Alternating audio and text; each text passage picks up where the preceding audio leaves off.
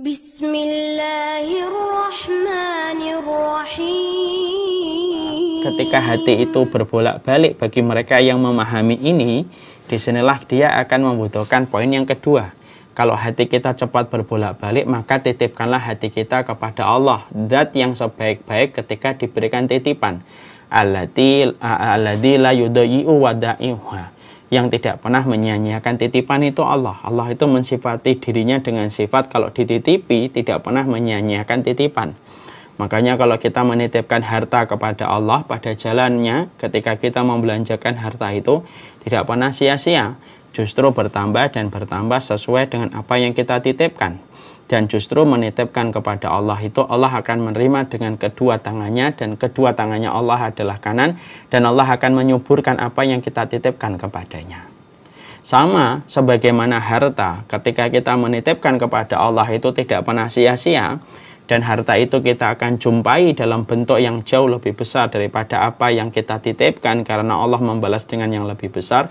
Sama kondisi hati ketika kita menyadari berbolak-balik, maka pastikan bahwasanya hati kita ini harus kita titipkan kepada Allah. Makanya doa yang paling sering diminta oleh Nabi adalah doa meminta ketetapan hati supaya beliau diberikan istiqomah. Sampai kemudian Ummu Salamah bertanya sama beliau, "Ya Rasulullah, kenapa engkau berdoa sering dengan doa ini?" Perhatikan jawaban yang disampaikan oleh Rasulullah. Bahwasanya beliau mengatakan, "Inna quluba bani adama isbi'aini min asabi'ir rahman yusarrifuhu haitsu yasha." Sesungguhnya hati anak manusia itu, wahai Ummu Salamah, berada di antara jari jemarinya Ar-Rahman. Dan saya meminta supaya hati saya diberikan pada ketetapan dan ketaatan ketika Allah membolak-balikkan hatiku. Berarti disinilah kita paham kalau antum, saya, dan semuanya kita mengetahui bahwasanya hati kita ini berubah-ubah, cepat terpengaruh. Maka titipkanlah hati kita kepada zat yang tidak pernah menyia-nyia titipan. Menyia-nyiakan titipan itu adalah kepada Allah. Supaya ketika hati kita yang berputar-putar, berbolak-balik di antara jari jemarinya Allah, maka ditetapkan hati kita di dalam ketaatan, dan ditetapkan hati kita di atas petunjuk dan taufik yang Allah berikan pada hati kita. Dan itulah yang kita harapkan. Sama pula ini ketika kita memiliki suami istri, ini salah satu hal yang penting juga. Memiliki suami atau memiliki istri, pasangan hidup, maka pastikan bahwasanya walaupun kita sudah menikah dengan dia, bukan berarti ketika kita menikah dengan dia itu bukan berarti bahwasanya kita mampu mengendalikan hatinya. Seorang istri tidak mampu mengendalikan hatinya suami sebagaimana seorang suami tidak mampu mengendalikan hati istrinya. Maka seorang suami ketika dia tahu bahwasanya dia telah menghalalkan seorang wanita, dan itu termasuk salah satu perkara yang berat, salah satu perkara yang sulit pada kehidupan ini, ketika dia harus apabila dalam berkeluarga, maka salah satu yang harus dilakukan itu adalah bagaimana dia meminta kepada pemilik hatinya kalau ada masalah dengan pasangan hidupnya. Karena apa? Karena sesungguhnya ketika kita mendekat kepada pemilik hatinya, maka Allah yang akan mengendalikan hati itu sesuai dengan apa yang kita minta kepadanya. Ini salah satu hal yang cukup lumayan penting. Jadi kalau kita kemudian mengetahui bahwasanya hati itu di antara jari jemarinya Allah, hati itu cepat berbolak-balik, kan kita khawatir ya dengan hati suami kita, dengan hati istri kita, dengan hati anak kita. Maka titipkanlah kepada Allah sebagaimana kita menitipkan hati kita kepada Allah. Maaf ya, kita saja tidak mampu mengendalikan hati kita, kan?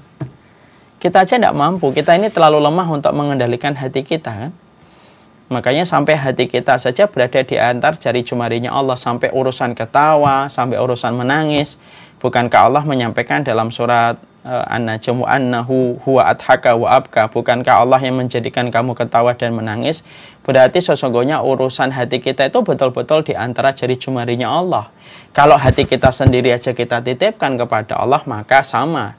Ketika kita memiliki keluarga pada pasangan hidup kita, maka pastikan, satu, kamu tidak bisa menguasai hatinya, kamu aja tidak menguasai hatimu kok. Yang kedua, titipkanlah hatinya orang yang kita cintai kepada Allah. Sehingga ketika ada satu masalah, satu problem yang hadir, maka ketika kita mendapatkan akses kita susah dekat kepada orang yang kita cintai ketika lagi ada masalah, maka mendekatlah kepada Allah. yang memiliki hatinya, supaya Allah yang akan membolak-balikkan hati orang yang sedang bermasalah dengan kita sesuai dengan apa yang kita minta kepada Allah. Dan itu yang akan menjadikan kita tenang. Makanya sama pula ketika kita menjumpai ada seorang anak, ketika kondisi hatinya susah untuk dikendalikan, bapaknya menyuruh begini, ibunya menyuruh begini, tetapi hati sang anak malah justru menolak keras dari apa yang disampaikan oleh bapaknya, menolak keras dari apa yang disampaikan oleh ibunya. Maka tidak ada hal yang paling baik kecuali adalah mendekatlah kepada pemilik hati sang anak. Dan pemilik hati sang anak itu adalah Allah.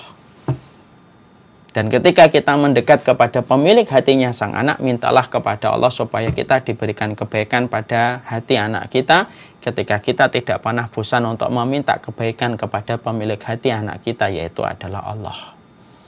Dan itu penting itu dalam masalah berkeluarga dan di dalam masalah kita bersama pasangan kita. Makanya kalau kita boleh runut agak luas, makanya kita sampai tahu kan kalau kita nikah itu, ketika seorang laki-laki habis menikah, mengucapkan ijab qabul, maka sunahnya adalah mendatangi wanita yang telah dia halalkan, lalu mengecup keningnya. Setelah dikecup keningnya, maka kemudian disunahkan bukan hanya ngecup keningnya saja, tapi berdoa. Apa doanya? Allahumma inni as'aluka khairaha wa khaira ma jabaltaha alaiha. Allahumma inni as'aluka khairaha wa khaira ma jabaltaha alaiha wa a'udzubika min syarriha wa syarri ma jabaltaha alaiha.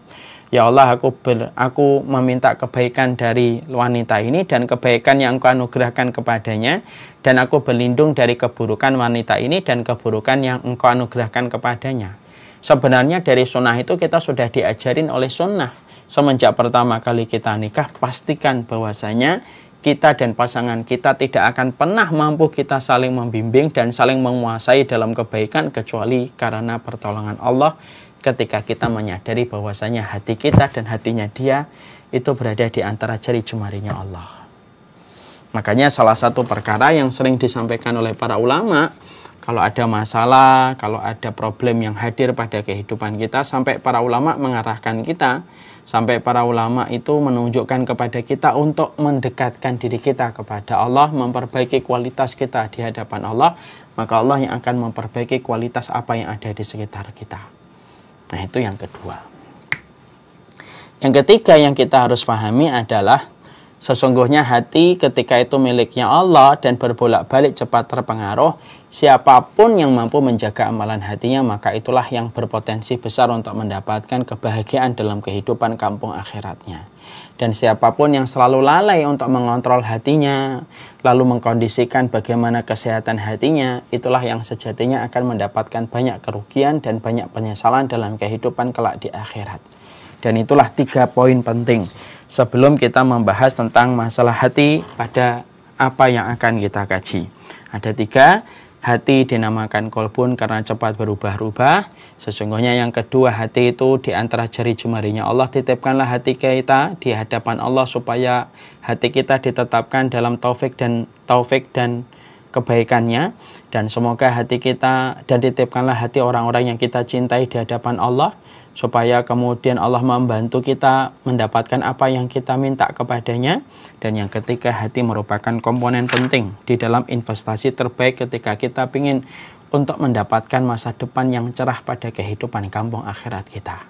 Dan masa depan yang cerah itu adalah masa depan dengan kondisi hati yang bersih dan jiwa yang bening. Syukran ya Rabbi, syukran, hadaita qalbi.